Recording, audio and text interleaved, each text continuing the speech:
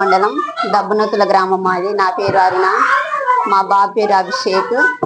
మరి నాకు 2014లో మ్యారేజ్ అయింది. మ్యారేజ్ అయిన 1 year కి మా బాబు పుట్టారు. ఈయన కంప్లీట్ గా వికలాంగుడు అనమాట, నడవలేడు. చిన్నప్పుడు అంటే తను పట్టుకొని పనికి వెళ్ళేది, కానీ ఇప్పుడు 10 సంవత్సరాలు అవుతుంది. ఈ బాబుని పట్టుకొని నాకు పనికి వెళ్ళడానికి అవకాశం లేదు. మా అత్తయ్య మామయ్య లేరు. భర్త కూడా మమ్మల్ని, మా బాబు 2 సంవత్సరాలప్పుడే వదిలేశారు. అప్పటి నుండి ఏదో ఒక పని చేస్తూ పోషిస్తూ వచ్చాను, కానీ ఇప్పుడు ఏ పని చేయలేకపోతున్నాను. నేను బీటెక్ చదివాను, కానీ దానికి తగ్గ జాబ్ ఈ ఏరియాలో ఎక్కడ మారుమూల ప్రాంతంలో లేదు.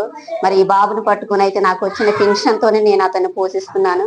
మరి ప్రతి నెల నేను హైదరాబాద్ హాస్పిటల్కి వెళ్ళడానికి కూడా నాకు చాలా ఇబ్బంది అవుతుంది. ఛార్జెస్ లేవు.